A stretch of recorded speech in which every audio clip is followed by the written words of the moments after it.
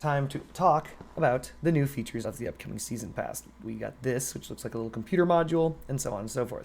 Hello, survivors. In today's dev blog, we will discuss a new epic heavy minigun module for enhancing the built-in scopes, as well as the announcement of the very long-awaited return that we mentioned earlier. Let's go! And as per standard, this is all of this is subject to change. No, it's not. It's all set in stone, I guarantee it.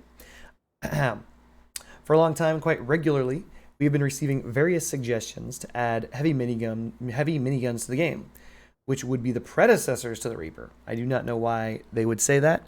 I've never seen anyone say, personally, I've never seen anyone say that we want something before the Reaper.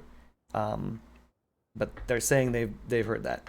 They're excited to announce that an epic heavy minigun will appear in the new season. So this is a weaker version of the Reaper, or a previous version of the Reaper. Looks pretty sick, not gonna lie to you. I enjoy the way it looks. Obviously, you can see the rotating barrel here. It looks sexy. Instead of the Reaper's multiple, like 6 to 8 barrels, it has only 3. Dang you, Moby Click. Moby Click is like, I want something before the Reaper. Fair enough, Moby Click. So, again, there are also other miniguns before the Reaper, such as the, there's really only the one, but for the life of me, it's escaping me, the MG14 equalizer. There we go, got it in my brain. All right. Good damage, accuracy, and rate of fire, supposedly is what it's having. The new minigun has it all, but this weapon is not a copy of the Reaper. When firing, the minigun will be overheating, so you should think about radiators in advance. So that means this is not an ammunition-based weapon, which is, I guess, good. The perk of this minigun is quite unusual. As soon as you consistently hit enemies with a certain amount of bullets, I'm going to assume that's going to be like 10 or so, or 5, the minigun will fire a special projectile that will deal blast damage to the enemy on hit. So I don't know if that's continuous, or what. Like, if it's continuous blast, or if it's like you get like 5 shots and then get 1 blast. I don't know. But either way, that makes it better than the Reaper, just so we're clear. Skillful use of the perk will help you deal with well-protected opponents due to the frequent activation of the perk and the blast damage it deals. Alright, so because it said the frequent activation of the perk, it does not mean that after a certain number of hits it converts to high explosive permanently. It means that it will do a certain number of hits, and then the next projectile will do an explosive round. This is very similar to the GL55's perk. The GL55's perk says that after 5 consecutive hits, the 6th shot is at plus 50%. 50% damage. So that's what this is effectively saying to me, that after X number of consecutive hits, I'm going to guess 5, the next shot will do an explosive shot. How do I feel about this? First and foremost, I said this in every other version of the devlogs I've said. I am always happy to see new stuff in Crossout, period. Crossout is a game of near infinite diversity, and you can do whatever you want in the game. I think that's freaking awesome. And so generating more parts, I have no problems with. Also, it looks as though this is going to be 3 pins high, 4 pins wide, what appears to be something like, 7 pins long, and 6 pin, yeah, it's pretty good. 6 pins broad. I think that it's probably, honestly, going to be a better version than the Reaper, if the damage is comparable. Reapers do, I think they do 13 damage a bullet off the top of my head. This is an off the top of my head calculation. I don't recall. Let me go see, so I don't talk out of my rear on this one.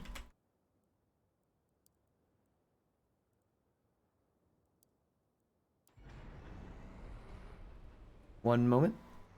Spinning up a Reaper and firing it, or is it 11? 13. No, I was correct. They do 13 damage a bullet.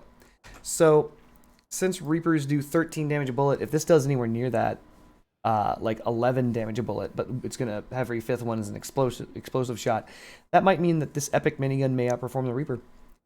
Greetings, Misty. Right now I'm going through the new dev vlog released information for Crossout. So, honestly, I think they should simply buff the Reaper, first and foremost. Second, if this epic heavy minigun works like the Reaper, it means that there's going to be projectile travel time and it's going to have slow traverse speed.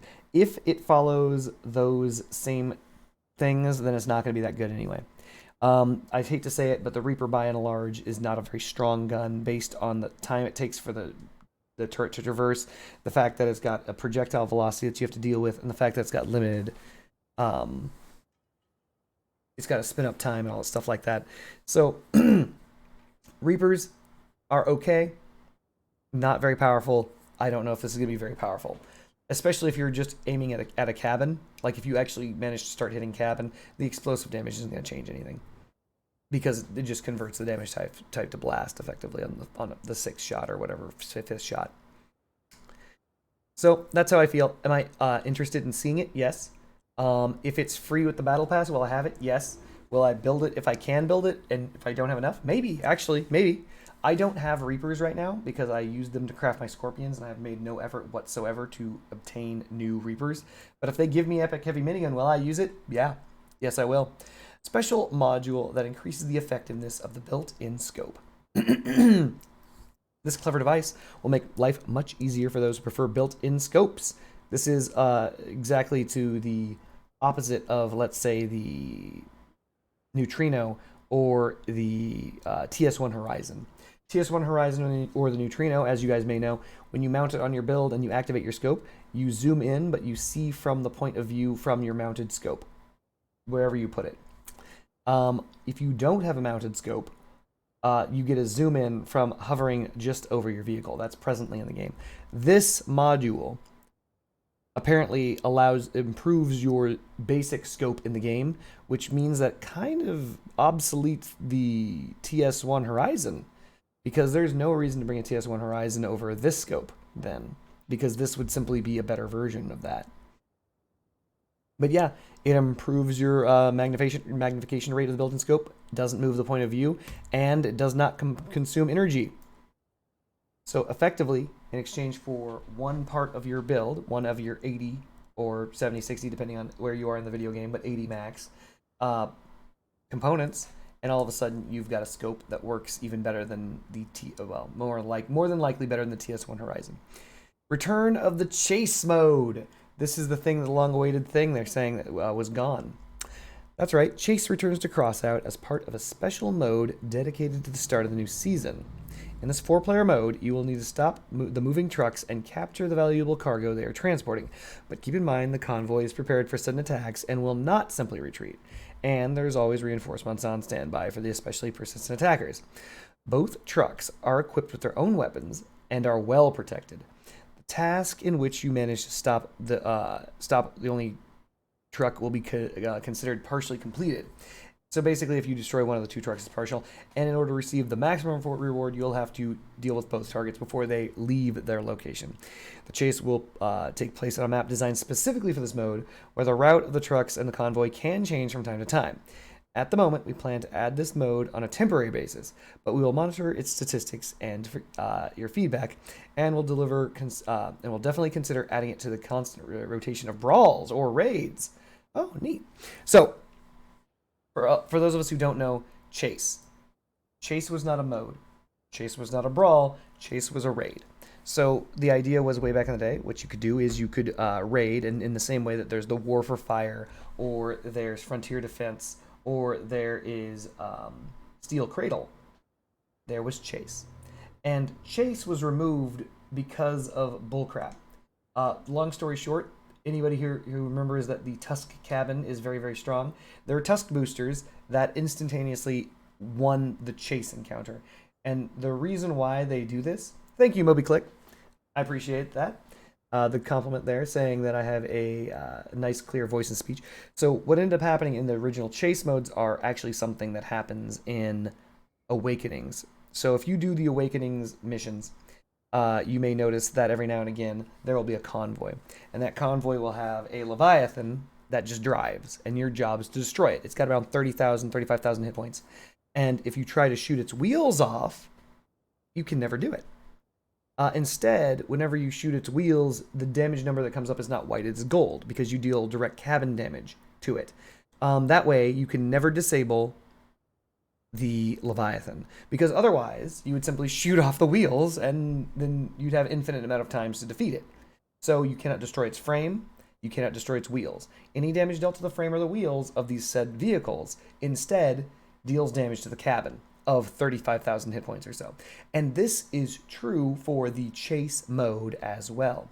The chase mode vehicle was using basically very large wheels, and what ended up happening was Tusk boosters would simply line up a boost and crash into it, moving Mach 3.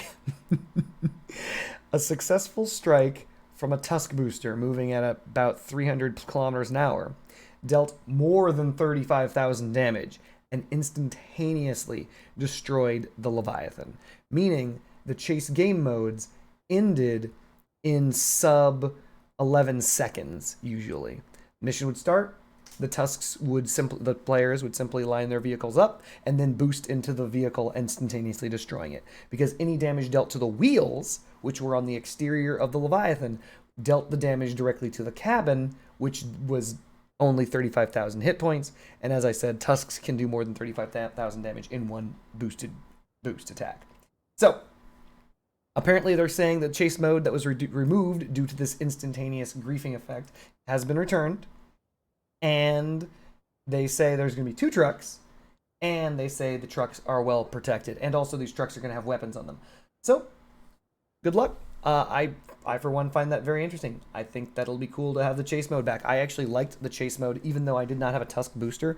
I remember I liked chasing and shooting the Leviathan. For those of us who are unfamiliar with Mad Max Fury Road, things like that, effectively both Mad Max and Mad Max Fury Road, and I'm talking about the original Mad Max, not Mad Max 2, have that chase where you're chasing a massive convoy truck and you're shooting at it and it's shooting back and stuff like that. That is effectively what this game mode is. And I'm glad to see it back. Yeah, it'll be cool to see again. Hopefully, it will not be abused or completely cheesable by either A, removing the wheels, which I'm certainly sure won't be able to happen, or B, one hitting the entire vehicle with a Tusk ram that hits a wheel moving at Mach 7. Either way, I'm glad to see it back. All right. So yeah, and that sums up my covering of the new features of Season Part 4.